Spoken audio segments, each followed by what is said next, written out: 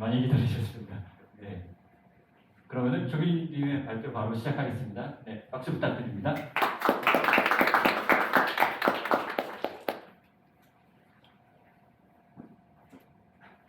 네, 안녕하세요. 반갑습니다. 오늘은 로우레벨 리눅스는 처음이라 파이썬 개발자의 심연 탐방기라고 제목을 지어봤는데요.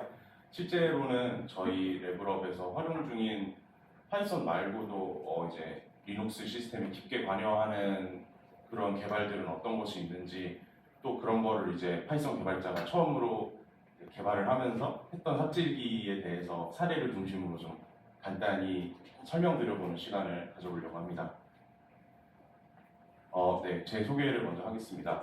저는 한양대 컴퓨터공학과를 학사를 졸업했고요. 지금 레벨업에서 인턴십을 시작을 해서 현재 지금 백엔드 엔지니어로 근무하고, 지금 백엔드의 코어 부분이라고 저희가 부르는 이제 매니저나 에이전트 그런 부분 쪽, 그리고 그 밑에 딸려 있는 컨테이너를 원활하게 동작시키게 하기 위한 다양한 부속 프로젝트들을 현재 개발에 참여 중에 있습니다. 네, 그리고 얼마 전부터는 이제 원래 저희 메인 리뷰어였던 중기님의 워크로드를 분할하기 위해서 백엔드 레포지토리의 메인 리뷰어로 활동을 하기 시작했고요. 아까도 말씀드렸다시피 인턴십을 시작할 때부터 제가 하는 거는 이제 파이썬을 활용한 저희 백엔드 API 서버 이런 쪽 혹은 컨테이너 띄우는 쪽이라고 하고 이제 설명을 듣고 인턴십을 시작을 했는데, 정신을 차려보니까 이제 주로 이제 C 쪽이랑 더 친해지고 있더라고요. 네, 그렇습니다.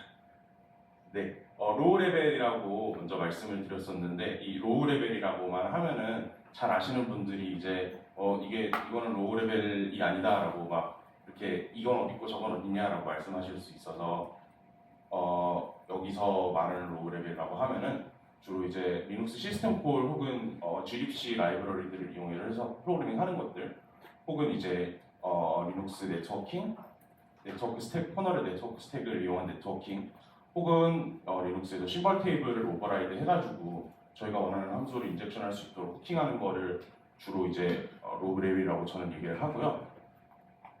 그래서 오늘도 이런 부분을 중점으로 좀 설명을 하려고 합니다. 네. 백엔드라 AI에서는 지금 이런 로우 레벨 코드라고 하는 것들을 주로 이제 밑에 말씀드리는 프로덕트들을 쓰고 있고요. 백엔드라 AI 훅이라고 하는 거는 이제 저희 그 컨테이너 세션에 실행되는 모든 컨테이너들을 붙는 후커고요. 이제 이게 크게 두 가지 역할을 하는데, 첫 번째는 시스컴프라고 하는 시스템 콜을 오버라이드 하는 역할을 합니다. 시스컴프는 이제 리눅스에서 조회된 리눅스에서 제공하는 다양한 자원 정보들을 이제 볼 수 있는 콜인데요. 그 콜이 이제 저희가 제공하는 컨테이너에 할당된 제한된 자원들과 일치하게 제공되도록 이제 수정을 해가지고 제공을 해주도록 시스컴프를 오버레이드를 하고 있고요. 두 번째로는 이제 스캔프라고 하는 함수를 오버레이드를 하고 있는데, 이거는 저희가 에이전트를 통해서 스탠다드 인풋에 유저의 데이터를 집어넣을 수 있도록, 네트워크를 통해서 집어넣을 수 있도록 오버라이딩을 하고 있습니다. 네, 두 번째 프로덕트는 백엔드 AI 제일이라고 하는 건데요. 제일은 이제 컨테이너 안에서 시스템 콜을 호출을 할 때 그 다양한 시스템 콜들 중에서 보안 문제나 이런 것들이 있기 때문에 유저가 어떤 시스템 콜을 실행할 수 있을지 관리자가 세부적으로 결정할 수 있도록 관리해주는 역할을 하고 있습니다. 그거를 이제 프로세스를 실행할 때 CSP 트레이스라는 플래그를 이용을 해서 프로세스를 실행을 하고, 거기서 CSP 트레이스라는 걸 활용을 하면은 이 유저가 어떤 콜들을 하고 있는지 디버거로 캐치를 할 수 있기 때문에 그거를 잡아가지고 실행을 막는 역할을 하고 있고요. 네, 마지막으로 엑셀러레이터 플러그인이라고 하는 혹은 가속기 플러그인이라고도 하는데요. 저희 백엔드라 AI는 아까 정규님이 설명하셨듯이 다양한 가속기를 붙여가지고 AI 연산 세션을 만들 수 있기 때문에 그거에 맞춰가지고 사용자들이 요구하는 대로 시장에 나와 있는 다양한 가속기들을 지원을 하는 것을 목표로 하고 있습니다. 그래서 대표적으로는 엔비디아 쿠다가 있고요. 혹은 AMD ROCm, 그리고 구글의 TPU, 마지막으로는 이제 얼마 전에 지원을 시작한 그래프코어라고 하는 회사의 IPU라고 하는 엑셀러레이터가 있고요. 그 중에서 저희가 이제 메인으로 주로 활발하게 지원이 되고 있는 것이 푸다인데, 푸다라고 하는 거는 여러분들도 익숙하시겠지만 이제 연산을 빠르고 병렬적으로 수행할 수 있는 라이브러리인데요. GPU를 통해서 저희가 제공하고 있는 것은 그 푸다 GPU를 여러 개로 쪼개가지고 여러 명의 사용자들이 병렬로 동시에 연산을 할 수 있도록 지원을 하고 있는데, 그거를 위해서 푸다를 실제로 실행을 할 때 부르는 그 심벌들을 저희가 후킹해서 사용자가 푸다로 연산 요청, 푸다 함수로 연산 요청을 하면은 저희가 그걸 가로채가지고 이 유저가 실제로 사용할 수 있는 GPU의 양을 제한을 줄 수 있도록 그런 기능을 제공을 하고 있습니다. 그리고 또 이제 푸다에서 푸다 기능 중에 NVML이라고 해서 GPU의 GPU 이름, GPU의 가능한 메모리 양, GPU 사용량 이런 것들을 제공을 하는 API가 있는데요. 그런 것들도 저희가 호킹을 해서 GPU 이름도 호스트에 올라와 있는 실제 GPU 이름 나오지 않도록 바꿔주고, 그리고 메모리량도 컨테이너에 할당된 메모리량만 보여줄 수 있도록 바꿔주는 등 뭐 이런저런 기능들을 할 수 있도록 저희가 후킹을 제공을 하고 있습니다. 네, 그래서 이게 제가 입사를 하고 나서 이런 것들을 해봤고요. 훅이랑 푸다는 아까 잠깐 설명을 드렸고, 이 그래프코어 가속 플러그인이라고 하는 거는 푸다랑 비슷한데, 이제 여기는 RDMA라고 하는 리눅스 네트워크 그 밑에 스택과 깊게 연관되는 그런 기능들이 들어가야 되기 때문에 이런 것들을 중점으로 좀 지원을 할 수 있도록 노력하고 있습니다. 네, 여기까지가 지금 제가 하고 있는 것들에 대한 간단하게 설명이었고요. 이런 것들을 하다 보면 실제로는 C나 그런 코드들을 짜는 시간보다는 디버그 툴이나 그런 것들을 활용을 해서 어떤 문제가 있는지 파악하고 해결을 하는 데에 더 많은 시간을 쏟게 되는데요. 이게 어떤 툴을 이용을 해서 디버깅을 하고 있는지 잠깐 말씀을 좀 드리려고 합니다. 첫 번째로는 Strace랑 Ltrace라는 툴을 주로 쓰고요. 요거는 이제 잘 되는 경우와 안 되는 경우를 이제 diff를 따서 비교를 하는 그런 예시인데, 이 Strace랑 Ltrace라고 하는 툴은 프로그램에서 실행하는 시스템 콜, Strace의 경우는 프로그램에서 실행하는 시스템 콜을 추적을 하는 기능이고요. 이제 부모 프로세스에다가 Strace를 걸면은 부모 프로세스가 생성하는 포크로 통해서 생성하는 모든 자식 프로세스들의 콜도 따라서 추적이 가능하기 때문에 그런 밑에 스택들의 뭔가 실행이 오류가 나거나 했을 때 이런 것들을 보고 잘 되는 곳이랑 안 되는 곳을 아까처럼 이런 식으로 diff를 이용을 해서 비교를 하면은 뭐가 문제인지 잘 알아챌 수가 있어서 유용하게 쓰고 있습니다. Ltrace라는 프로그램도 있는데요. Ltrace는 이제 쉐어드 라이브러리에서 심벌을 호출을 했을 때 어떤 심벌을 호출했는지 그런 것들을 파악을 하기 위해 쓰고 있고요. 그런 것들을 제외를 하면은 이제 생김새는 Ltrace와 대동소이한 편입니다. 안에 Ltrace를 실행을 하면은 Ltrace 기능을 같이 쓸 수 있도록 하는 기능도 제공을 하고 있고요. 이제 두 번째로는 GDB를 쓰고 있는데요. GDB 혹은 LLDB라고 써놨는데 다들 아시겠지만 이제 GCC 혹은 LLVM으로 만들어진 코드를 디버그를 할 수 있는 코드고요. 프로그램이고 주로 이제 프로그램이 시작되고 나서 어떤 플로우로 혹은 어떤 심벌을 호출하는지 파악을 하는 데 유용하게 쓰고 있습니다. 이게 이런 식으로 이제 심벌명이 나오는데 이제 심벌명을 난독화를 시킨 경우에는 별 쓸모가 없어가지고 좀 사용이 한정적인 편이긴 하고요. 그래도 재원을 하는 경우에는 유용하게 쓰고 있습니다. 네, 이외에도 이제 오브젝트 덤프나 LM 같은 여러 이제 바이너리를 분석할 수 있는 툴들을 주로 사용을 하고 있고요. 그 다음에는 이제 소스 코드를 읽는 것이 좀 중점이 될 수가 있습니다. 이게 아무래도 제가 삽질하는 것이 뒤에도 소개를 드리겠지만 레디스 혹은 파이썬 혹은 뭐 glibc의 수많은 라이브러리들, 리눅스 커널 관련된 코드들이 많기 때문에 이런 프로젝트들은 오픈 소스인 경우가 대부분이라서 코드를 읽고 파악하는 경우에 또 많은 도움을 줄 수가 있어서 이런 것들을 소스 코드를 읽으면서 하려고 하고 있고요. 대신 이제 푸다나 이런 클로즈드 소스 프로그램들이 문제를 발생시키는 경우에는 이거는 별로 쓸모가 없습니다. 마지막으로는 이제 유사 로버덕이라고 생각을 합니다. 팀즈에다가 무슨 문제가 생겼는지 제가 아무 말이나 이렇게 막 쏟아내는 경우가 종종 있어요. 이렇게 하고 이렇게 러버덕 디버깅 하듯이, 그러니까 러버덕 디버깅이라고 하는 것은 앞에 말이 통하지 않는 상대를 두고 이렇게 아무 말이나 주저리 하다 보면은 뭔가 생각나는 경우가 있는데, 그런 것을 하듯이 대신 이제 말이 통하는 상대를 대상으로 아무 말이나 막 하다 보면은 이쪽에 이제 조예가 깊으신 회사의 누군가가 와가지고 툭 던져주시는 아이디어로 해결이 되는 경우가 주로 있더라고요. 네. 그래서 이런 것들을 바탕으로 이제 로레벨 코드들을 디버깅을 하고 있고요.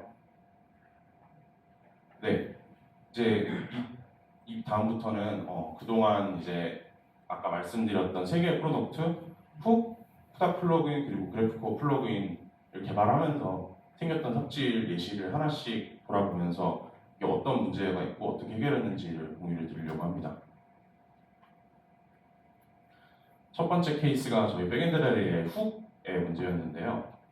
이 훅 문제 같은 경우에는 저희 훅은 오픈소스 플러그인이기 때문에 레벨업의 백엔드랄 AI 훅 레포로 들어가시면은 이 PR 내역을 보실 수가 있습니다. 어떻게 해결을 했는지. 이거 같은 경우에는 저희 증상이 백엔드랄 AI 세션에서 뭔가 레디스를 활용을 해서 뭔가 AI 연산을 하는 프로그램을 돌리려는 고객님이 계셨는데, 그 고객님이 이제 이런 게 레디스가 필요하니까 이미지에 설치를 해주세요라고 해서 저희가 이미지에다가 APT 개수로 레디스를 설치를 해서 갖다 드렸어요. 정확히는 갖다 드리기 전에 저희가 실제로 돌아가는 테스트를 해보려고 했는데, APT 개수로 레디스를 설치를 하니까 레디스가 실행이 안 돼요라고 저희 클라우드 옵스 하시는 분들이 이제 리포트를 주셔가지고, 아 그래요? 하고 저는 가가지고 레디스를 소스 설치를 시도를 해가지고 레디스를 깔았는데 너무 잘 되는 거예요. 그래서 이거 잘 되는데요? 하고 말했는데 다음날 또 와가지고 아 또 안 돼요 라고 하셔가지고, 그때 아 이게 APT 개수로 설치하는 게 문제인가? 라고 생각해서 APT 개수를 설치를 하고 실행을 해보니까 마찬가지로 안 됐고, 그래서 혹시 이 훅의 문제인가? 해가지고 이 훅을 빼고 실행을 해보려고 하니까 실행이 잘 되더라고요. 이제 이거의 경우 증상은 레디스를 실행을 하면은 레디스 서버 엔터를 딱 치는 순간 아무것도 나오지 않고 그대로 프로그램이 뻗어버리는 증상이었는데요. 이거를 해결을 하려고 처음에 뭐 이것저것 툴을 붙여보다가 GDB를 붙여보자 해가지고 GDB를 붙여가지고 실행을 하고 백트레이스를 걸어보니까 여기 보면은 멀록 이닉이라고 하는 부분이 2번 불리더라고요. 이게 보통 멀록 안에서 멀록을 부르는 경우가 잘 없는데 이렇게 되면서 순환 창조가 걸려가지고 계속 뺑뺑이를 돌다가 그대로 프로그램이 뻗어버리는 증상이었습니다. 근데 여기 보면은 이제 멀록이라고 하는 건 보통 저희가 glibc 안에 들어가 있는 멀록을 많이 쓰는데, 여기는 제멀록이라고 하는 곳에 레퍼런스가 걸려 있더라고요. 그래서 제멀록이 뭐지? 했는데 제멀록이라고 하는 거는 멀티스레드 혹은 멀티코어 환경에서 이제 메모리 할당을 할 때 주로 사용하는 멀록의 구현체고요. 구현체라고 하긴 좀 애매하지만 멀록의 API 스킴을 그대로 따라가기 때문에 멀록을 그대로 대체를 할 수 있는 라이브러리 중에 하나입니다. 이걸 사용을 하면은 이제 메모리를 할당할 때 생기는 메모리 파편화를 막을 수 있다고 해요. 그래서 레디스에서는 이거를 glibc 멀록 대신 기본으로 사용을 하고 있고요. 여기 보시면 이런 식으로 libc의 멀록 대신에 사용하고 있다고 나오는데, 그래서 요거를 알고 간 상태로 이제 이렇게 팀즈에다가 아무거나 덤프하면서 보고 있는데, 그래서 런치패드에 들어가서 이 레디스를 얘네들이 어떻게 설치를 하나 하고 봤는데, 여기 보니까 소스 설치랑 다르게 무언가 이상한 게 들어가 있더라고요. 그래서 이상한 거라서 되게 이상하게 생각해서 이렇게 봤는데, 여기 보면은 C 매크로를 이용을 해서 멀록이라고 하는 부분들이 이 제멀록으로 얼라이어스가 된 거를 확인할 수가 있었습니다. 멀록, 컬록, 리얼록 다 이제 제라고 시작하는 걸로 이제 얼라이어스가 돼 있었는데요. 이게 보통은 이렇게 안 쓰거든요. 그냥 제를 저런 식으로 제 프리픽스를 앞에 붙여가지고 멀록 대신 사용을 하는데 이렇게 하더라고요. 왜 그랬을까 하는 의문이긴 한데, 어쨌든 이거를 알고 나서 이제 흐름을 대충 보니까 어떤 문제인지 이해가 됐습니다. 제멀록이라고 하는 거는 아까도 말씀드렸듯이 멀티코어, 멀티스레드에서 메모리 파편화를 막기 위해서 주로 쓰는 메모리 얼로케이션 프로그램인데, 그렇기 때문에 이제 왜 그렇기 때문인지 모르겠지만 어쨌든 실행할 때 현재 시스템의 그 메모리 페이지 사이즈를 읽어오는 부분이 있더라고요. 이제 그거를 읽어오기 위해서 시스컴프를 호출을 하는데 이 시스컴프는 백엔드의 훅에서 아까도 말씀드렸듯이 오버라이드를 하고 있고요. 이게 시스컴프가 플래그로 그러니까 여러 가지 정보를 하나로 전달해 주는 게 아니라 어떤 플래그로 이 정보를 갖고 싶어하고 요청을 하면은 그 플래그에 맞는 정보를 전달을 해주는데 저희의 경우에는 그 모든 플래그에 해당하는 데이터를 가로챌 필요는 없고 특정 플래그만 가로채가지고 저희가 원하는 정보를 전달을 해주고 그게 아닐 경우에는 원래 시스컴프가 요청하는 모든 데이터들을 원래 시스컴프가 전달하고 싶은 데이터를 그대로 전달을 하면 되기 때문에 저희가 가로챌 필요가 없는 플래그의 경우에는 DL오픈이랑 DLSIM이라는 라이브러리를 활용을 해서 원래 시스컴프 결과를 던지도록 하고 있습니다. 그게 지금 백엔드의 훅의 시스컴프 오버라이딩 구조였는데요. 이제 소스 설치의 경우에는 제멀록을 멀록에 얼라이언스 하는 대신 원래대로 제라고 시작하는 저렇게 불러가지고 이게 뭔가 꼬이지 않고 제대로 됐었는데 이제 런치패드에 올라온 설치본의 경우에는 이런 식으로 얼라이언스가 돼 있었고 그래서 이제 멀록을 부르고 제멀록에서 시스컴프를 부르고 시스컴프에서 우리가 원하는 플래그가 아닌 다른 플래그를 요청을 했기 때문에 원래 시스컴프 결과를 알려주기 위해서 그 DLCM을 이용을 해서 원래 시스컴프를 가지고 있는 시스컴프 심벌을 가지고 있는 라이브러리를 불러오려고 했는데 그 과정에서 DLCM에서 또 DLCM의 부분 어딘가에서 멀록을 호출하는 코드가 들어가 있었던 거예요. 그래서 이제 이게 다시 이 멀록이 아까 이제 그 맥시 매크로에 의해서 멀록은 이미 제멀록의 구현체로 덮어 씌워졌기 때문에 그 제멀록의 구현체를 부르고 그 제멀록에 다시 시스컴프를 부르고 DLCM을 부르고 DLCM에서 다시 멀록을 부르고 이런 식으로 쭉 이제 순환 참조가 일어나가지고 프로그램이 행이 걸렸던 거죠.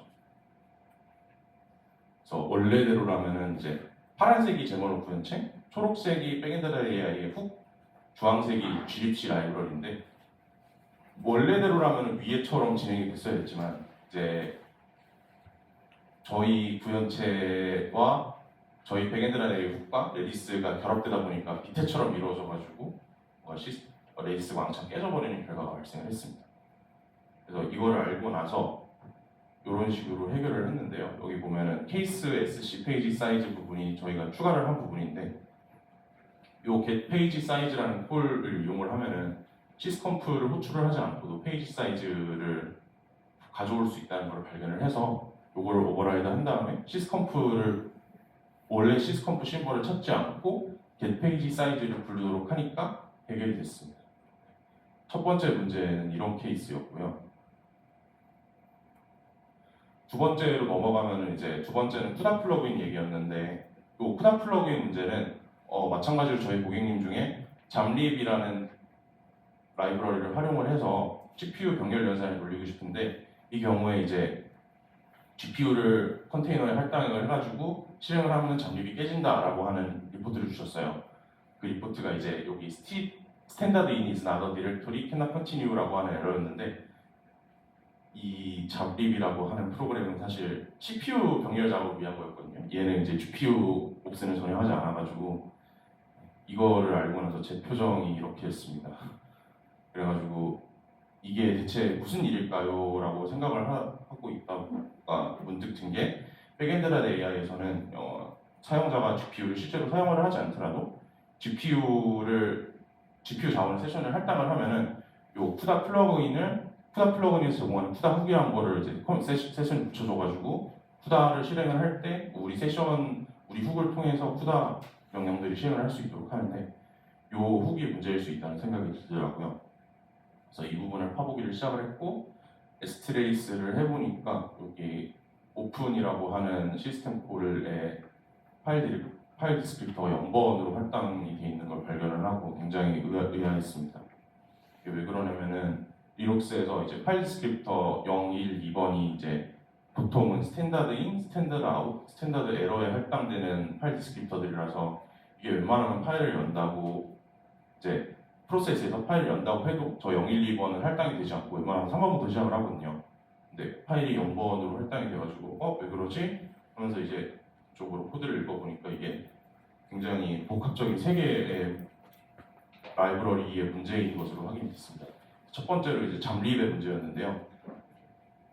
잠립 코드 중에 보니까 이런 코드가 있더라고요. 이 코드가 뭐 하는 건지 읽어보니까 이제 병렬 연산을 하려면 프로세스를 여러 개를 띄워야 되는데 그 부모 프로세스로 잠립을 실행을 하면은 잠립이 이제 병렬 연산을 위한 자식 프로세스를 띄우는데 자식 프로세스를 띄우는 과정에서 이 프로세스가 가지고 있는 모든 파일 디스크립터를 닫아버리는 코드가 있었어요. 초기화 코드 중에. 이 과정에서 이제 0번, 1번, 2번 파일 디스크립터들을 다 닫아버린 거예요. 그리고 그 상태에서 저희 푸다 훅이 돌아가거든요. 저희 푸다 훅은 이제 시작을 할 때 라이브러리에서 제공하는 함수를 엎어치기 위해서 푸다랑 MVML이라고 하는 라이브러리들을 로드를 하는 과정이 있습니다. 그 과정에서 이제 이 MVML 라이브러리들이 어느 폴더에 있는지 찾기 위해서 이런 다양한 후보들을 제시를 해두고 저 후보들을 하나씩 순회를 하면서 이제 라이브러리들을 찾아가는 과정이 있는데요. 여기 보시면은 이제 저 폴더에 파일 디스크립터가 0번으로 할당이 되어 있더라고요. 근데 이제 이 폴더를 다 읽었으면은 이 폴더에 할당된 파일 디스크립터들을 닫아야 되는데 깜빡하고 닫는 코드가 없었습니다. 후다후에. 그리고 이 상태로 이제 파이썬이 실행이 되는데요.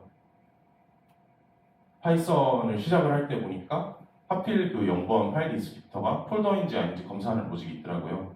그리고 그 상태에서 0번이 폴더일 경우에는 이 아까 봤던 에러랑 똑같은 에러를 내뿜고 프로그램이 죽어버립니다. 이런 세 가지의 복잡한 에러들이 겹쳐가지고 프로그램이 죽는 말도 안 되는 경우가 발생을 해서 저도 이제 파악을 하고 굉장히 어이가 없었는데요. 그래서 결론은 단 한 줄로 해결이 됐습니다. 이런 식으로 디렉토리에 있는 그 디렉토리 파일 디스크립터들을 닫는 코드를 하나를 추가를 하는 것으로 이런 식으로 문제를 해결을 할 수가 있게 됐습니다. 이게 두 번째 케이스였고요. 마지막으로 저희 그래프코어 지원하다가 발생한 이슈가 있었습니다. 그래프코어가 뭔지는 저희 레브로 블로그를 참조를 하시면은 그래프코어에 대해 상세하게 정보가 나왔으니까 궁금하신 분들은 들어가 주시면 좋을 것 같고요. 네. 그래프코어의 IPU라고 하는 거는 이제 IPU 서버 하나당 블레이드들이 여러 개가 들어가 있는데 그 블레이드들끼리 통신을 하기 위해서 혹은 그 블레이드랑 컨트롤 서버가 통신을 하기 위해서 굉장히 고대역 40기가비트 정도 되는 40기가비트 혹은 100기가비트 정도 되는 네트워크 케이블들끼리 연결이 돼 있고요. 그 네트워크 케이블을 통해서 GPU 병렬 연산을 위해서 아까 정규님이 언급하셨던 이제 GPU끼리 메모리를 다이렉트로 액세스하는 그런 기술을 사용을 하기 위해서 RDMA를 써요. 그 RDMA를 이더넷으로 쓰기 위해서 쓰는 게 ROC라고 하는데 이거를 설명하려고 하면 1시간이 더 걸릴 테니까 그냥 넘어가고요.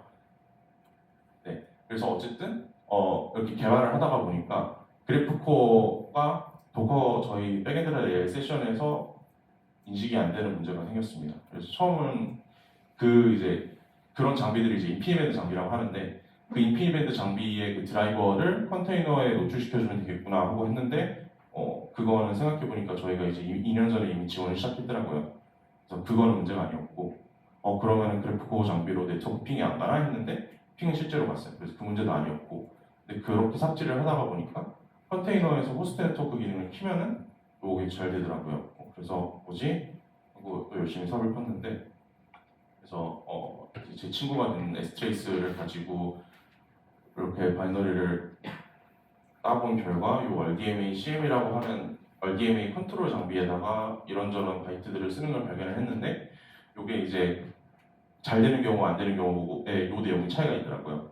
그래서 이 내용들이 C 구조체의 그 바이트 시퀀스구나 하고 파악을 하고 요거를 바이트 코드를 따가지고 C 구조체에 맞게 해석할 수 있는 스크립트를 하나 짜서 돌려보니까 요게 오류가 나는 경우였고 요게 제대로 된 경우였는데 이게 오류가 나는 경우는 중간에 UCMA CMD get 이벤트라는 데서 뭔가 픽사리가 나가지고 그대로 프로그램이 죽었고 얘는 제대로 되는 경우인데 얘는 그 get 이벤트가 넘어가면서 잘 되더라고요.